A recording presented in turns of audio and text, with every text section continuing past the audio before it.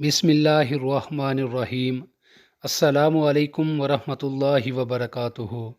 ناظرین، آپ سب دوستوں کو ہمارے چینل میں خوش آمدید۔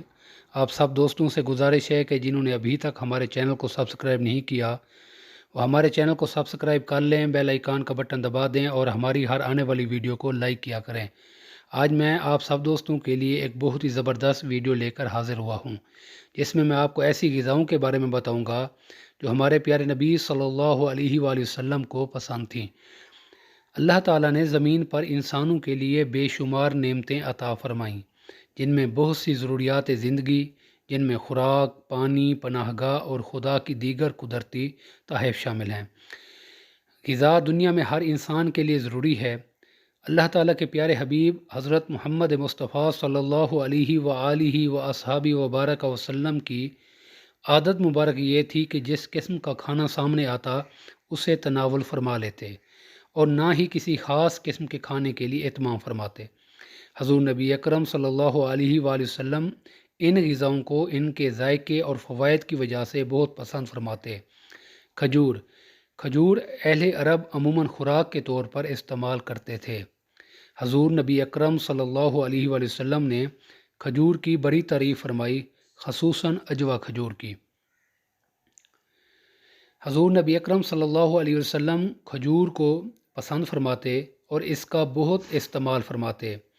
آپ صلی اللہ علیہ وآلہ وسلم کا ارشاد ہے کہ جو شخص روزانہ صبح کے وقت 7 عجوا کھجوریں کھا لے اسے اس دن زہر اور جادو سے کوئی نقصان نہیں پہنچا سکتا۔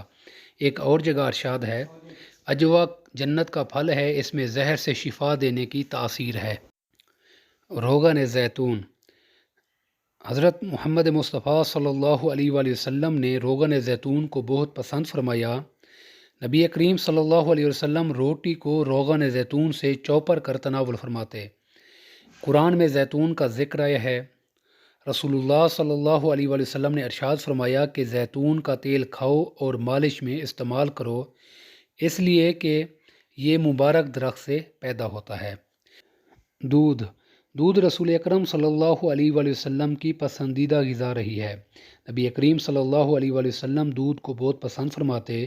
آپ صلی اللہ علیہ وآلہ وسلم اکثر گائے اور بکری کا دودھ استعمال فرماتے۔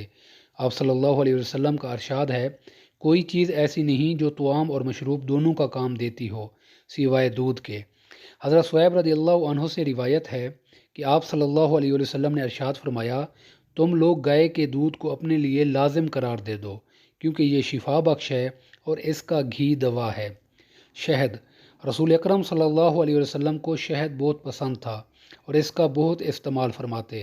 حضرت عائشہ رضی اللہ عنہا سے روایت ہے کہ آپ صلی اللہ علیہ وسلم شہد پسند فرماتے۔ شہد کی شفا بخشی کا ذکر قرآن میں بھی آیا ہے اور اسے موت کے علاوہ ہر مرض کا علاج قرار دیا گیا ہے۔ کدو شریف۔ حضور اکرم صلی اللہ علیہ وسلم کو سبزیوں میں کدو شریف بہت پسند تھا۔ حضرت انس رضی اللہ عنہ سے حدیث مروی ہے کہ آپ صلی اللہ علیہ وسلم کو ایک دعوت میں جو کی روٹی اور کدو گوشت کا شوربہ پیش کیا گیا۔ میں نے حضور نبی اکرم صلی اللہ علیہ وسلم کو دیکھا کہ پیالے کے کناروں سے کدو تلاش فرما کر تناول فرما رہے تھے۔ میں اس روز کے بعد ہمیشہ کدو کو پسند کرنے لگا۔ جو کی روٹی۔ نبی اکرم صلی اللہ علیہ وسلم کی مرغوب غذاؤں میں جو بھی شامل ہے۔ آپ صلی اللہ علیہ وسلم جو کی روٹی کو بہت پسند فرماتے۔ حضور صلی اللہ علیہ وسلم اپنی ساری زندگی میں آپ نے کبھی بھی میدا کی روٹی تناول نہیں فرمائی۔ ابو داؤد میں حدیث ہے کہ آپ صلی اللہ علیہ وسلم جو کی روٹی کا ٹکڑا لیا اور اس پر کھجور رکھی اور آپ نے فرمایا کہ یہ اس کا سالن ہے اور تناول فرما لیا۔ سرکہ۔